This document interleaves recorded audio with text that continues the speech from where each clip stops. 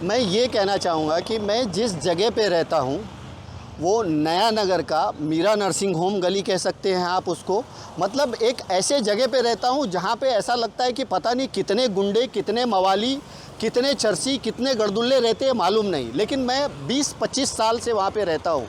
आज जो हुआ वो हादसा ये था कि करीबन 12-12:30 बजे के आसपास मेरा बेटा बोलता है कि मैं बाल कटा के आता हूँ। वो स्कूटी लेकर के बाल कटाने के लिए निकलता है और आज के दिन सैटरडे है, तो सैटरडे के दिन वहाँ पे गुंडे लोग मिल कर के हफ्ता लेकर के और वहाँ पे एक मार्केट लगाते हैं जिसकी वजह से आने जाने वाले को तकलीफ़ होता है।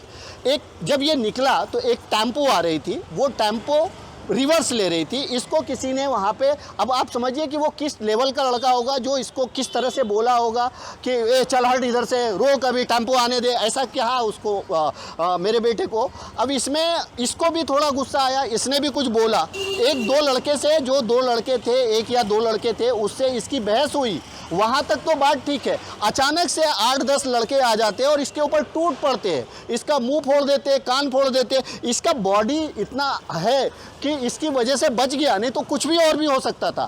तो ये जो गुंडे, बाद में हमें पता चला कि उन गुंडों में, उन मारामारी करने वाले में एक सोनू मेंटल करके है। वो मेंटल है, पता नहीं उसको पुलिस ने खुला क्यों छोड़ा हुआ है। दैट सोनू मेंटल भी उसको मारा है।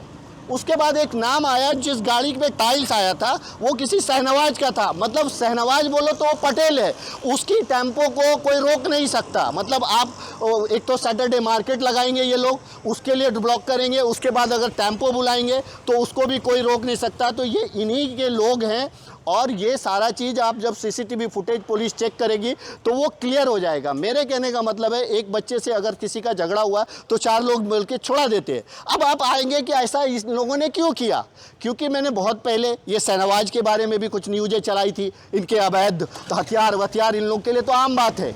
उसके बाद वो सोनू मेंटल जो मार्केट लगाता था उसके लिए न्यूज़ लाए थे।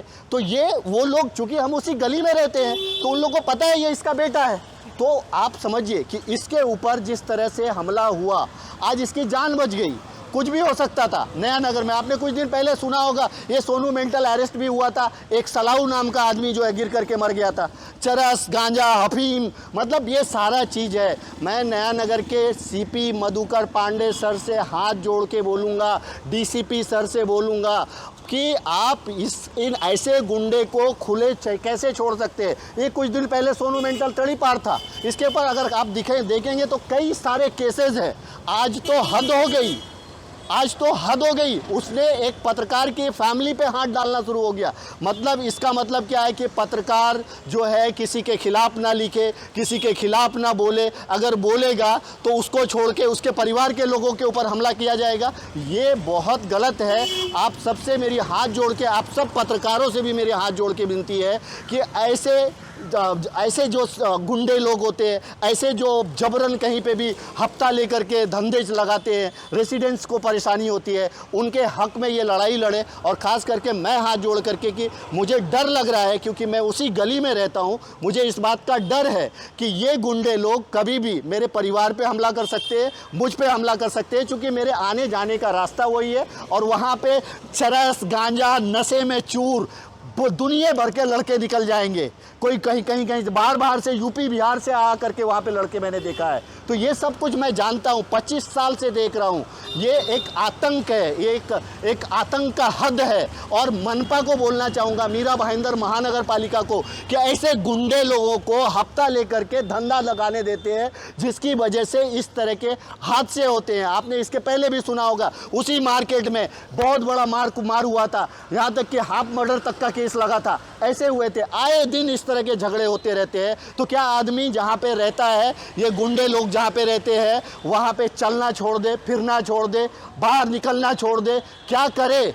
आज हम 2025 में हैं। 2025 में आज मीरा भाईंदर वसई विरार पुलिस आयुक्तालय हो चुका है, ये ग्रामीण भी नहीं रहा।